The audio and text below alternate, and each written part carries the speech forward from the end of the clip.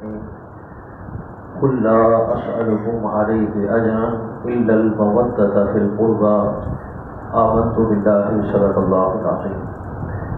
میرے نہایت ہی واجب الاحترام قابل قدر دوست بزرگوں، آپ حضرات کے سامنے اللہ رب العزت کے مقدس کلام قرآن مجید فرقان حمید میں سے ایک آیت کا نصف حصہ تلاوت کرنے کی سعادت حاصل کی۔ اللہ رب العزت حق بیان کرنے، سننے، سمجھنے، سب کو عمل کرنے کی توفیق عطا فرمائے۔ وما توفیق الا باللہ العلی العظیم۔ دوستو، کل بھی آپ حضرات کے سامنے حضرت علی رضی اللہ تعالیٰ عنہ کی شہادت کے حوالے سے اور آپ کی سیرت طیبہ کے حوالے سے چند چیزیں آپ کی گوش گزار کی تھی۔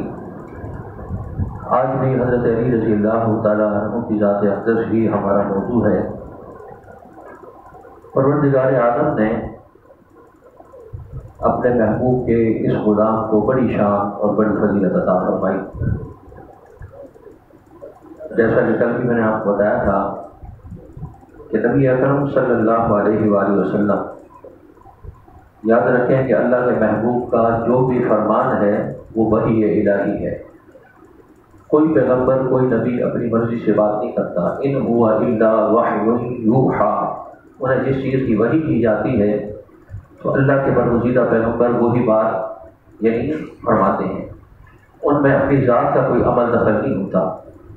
تو اس سے آپ اندازہ لگائیں کہ اللہ کے محبوب جو یہ کہہ رہے ہیں کہ انا مدینۃ العلم وعلی بابھا، میں علم کا شہر، علی اس کا دروازہ ہے۔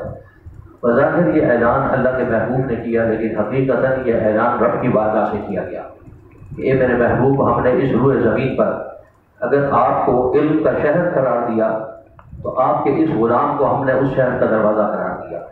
یعنی جتنے بھی علوم و فنون آتے ہیں کہ حضرت جبریل حضرت علی رضی اللہ تعالیٰ کے پاس تشریف لائے اور فرمایا کہ میں نے سنا ہے کہ آپ کو اللہ کے محبوب نے فرمایا کہ آپ علم کا شہر ہیں، دروازہ ہے، تو یہ بتائیں کہ اس ٹائم جبریل کہاں ہے؟ ظاہر بہت بڑا سوال تھا۔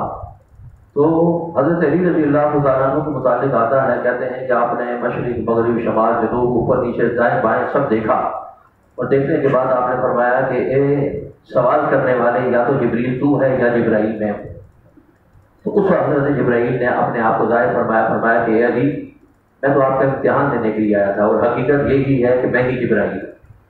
تو ظاہر ہے کہ فرشتے جو آتے تھے وہ مختلف روپ دھار کر آتے تھے، انسانوں کی شکل میں آتے تھے۔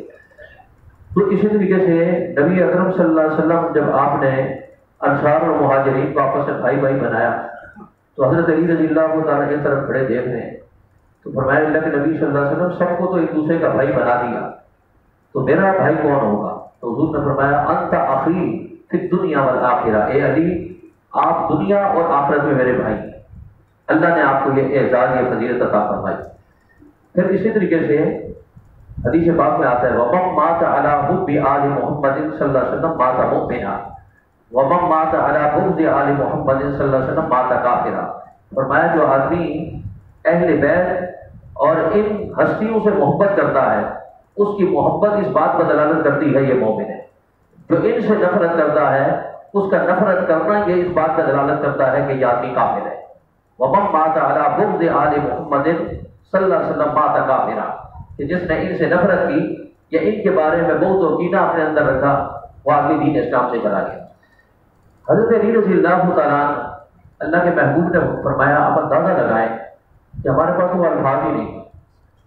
حضرت آپ صلی اللہ علیہ وسلم نے فرمایا کہ میرے لیے علی کی مثال ایسی ہے جیسے موسیٰ کے لیے ہارون، کہ جس طرح اللہ نے حضرت موسیٰ علیہ السلام کے بھائی حضرت ہارون کو فضیلت عطا فرمائی، فرمایا اس روح زمین پر جس طرح موسیٰ علیہ السلام کے لیے ہارون علیہ السلام کی اہمیت تھی، فرمایا کہ میرے لیے علی کی بھی وہی اہمیت ہے۔ پھر آپ صلی اللہ علیہ وسلم فرمایا لوگوں اگر علی کے فضائل و مناقب کو جاننا چاہو اور ان کے مقام اور مرتبے کو پہچاننا چاہو تو حضور نے فرمایا علی کی مثال ایسی ہے جیسے روح کی مثال جسم کے ساتھ، روح ہے تو جسم کی اہمیت، روح نہیں تو جسم کی کوئی اہمیت نہیں۔ پھر حضور نے فرمایا علی کی مثال ایسی ہے کہ جیسے سر کی اہمیت دھڑ کے ساتھ، سر ہے تو دھڑ کی اہمیت، سر نہیں تو دھڑ کی اہمیت نہیں۔ تو نبی اکرم صلی اللہ علیہ وسلم نے یوں اپنے اس غلام کو خراج تحسین پیش کیا۔ اور جیسا کہ میں نے آپ کو کل بتایا کہ نبی اکرم صلی اللہ علیہ وسلم کے بعد جب حضور حضرت علی رشتے کی غرض سے تشریف لائے، شرم کے مارے اظہار نہ کر سکے۔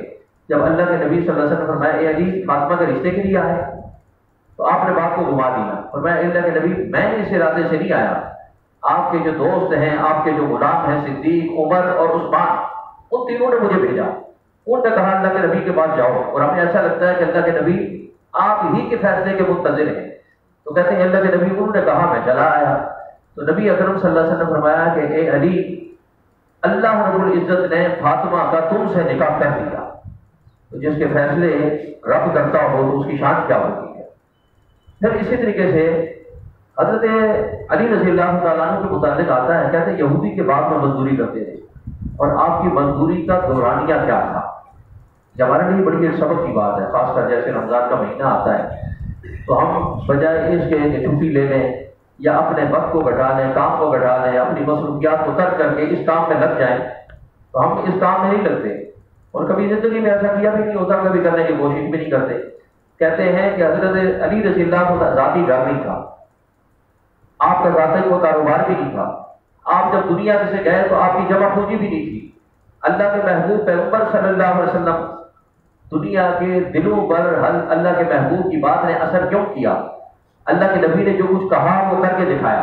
اس کی وجہ یہ تھی کہ اب آپ دیکھیں کہ حضرت علی رضی اللہ تعالیٰ عنہ کا جب نکاح حضرت فاطمہ سے ہوا تو گھر تو تھا نہیں، وہ بارات کی طرف گئی۔ کہتے ہیں وہ بارات اللہ کے نبی کے غلام حضرت زید بن حارثہ کے گھر میں گئی، اللہ کے محبوب کی بیٹی، جس کے متعلق اللہ کے نبی کیا فرماتے ہیں، الفاطمہ تو بضعۃ منی، فاطمہ میرے جگر کا ٹکڑا ہے۔ جب اللہ کے نبی نے دیا تو وہاں دولت، نسب، خاندانی پس منظر اس کو پیش نظر نہ رکھا، تقوی پرہیزگاری کو بنیاد بنا کر ایک ایسے شخص کو اپنی بیٹی کا رشتہ دیا جس کے پاس ذاتی گھر بھی نہیں، جس کے پاس ایک ٹائم کا کھانے کا تو دوسرے ٹائم کے کھانے کے لیے بھی کچھ نہیں رہا۔ جب وہ اس دنیا سے جا رہا تھا تو اس کے گھر کے اندر اس کی کوئی جمع پونجی موجود نہ تھی، ساری زندگی اسی طریقے سے گزار دی۔ اور اللہ کے محبوب کی یہ بیٹی جب اس پرائے گھر میں گئی تو حضرت علی کہتے ہیں کبھی شکوہ نہ کیا، کوئی نوکر چاکر، کوئی غلام، کوئی لونڈی موجود نہ تھا۔ کہتے ہیں کہ فاطمہ گھر کے کام کو سنبھالتی، میں باہر کے معاملات کو سنبھالتا۔ کہتے ہیں میری ڈیوٹیوں کے دورانیہ کیا تھا، نماز ظہر اور عصر کے درمیان کام کے لیے جاتے تھے تاکہ میرے دین کا حرج نہ ہو، میری نمازیں نہ چھوٹ جائیں، بس جتنی ضرورت تھی اس کے مطابق ظہر اور عصر کے درمیان آپ کام کرتے۔ کہتے یہودی کے بعد میں گئے، آپ نے 2 کلو کھجوریں جب اکٹھی ہو جاتی، مزدوری میں روپیہ پیسہ نہیں بلکہ کھجوریں دی جاتی تھی، یہ جو بھی وہاں باغات کا پھل ہوا کرتا تھا مزدوری میں وہ دیا جاتا تھا۔ جیسی 2 کلو اکٹھی ہو گئی، مقررہ وقت سے پہلے ابھی وقت بھی موجود ہے، آپ جب جانے لگے تو یہودی نے کہا یہ ابھی وقت موجود ہے، آپ اور کام کر لو اور اس کے بدلے میں اور کھجوریں آپ کو مل جائیں گی، اس کا آپ کا فائدہ ہوگا۔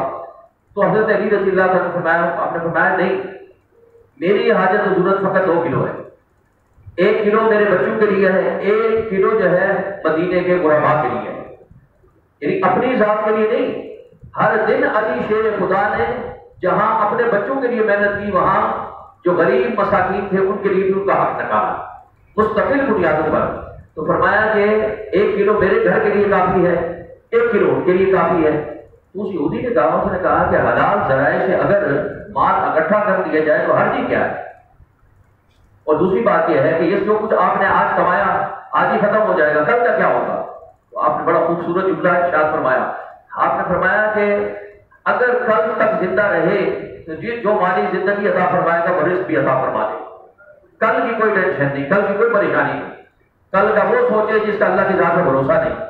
اگر اس نے زندگی دی تو رزق کا بھی انتظام، وما من دابۃ فی الارض الا علی اللہ رزقھا، کہ ہر جاندار کو رزق تو رب نے مہیا کرنا ہے۔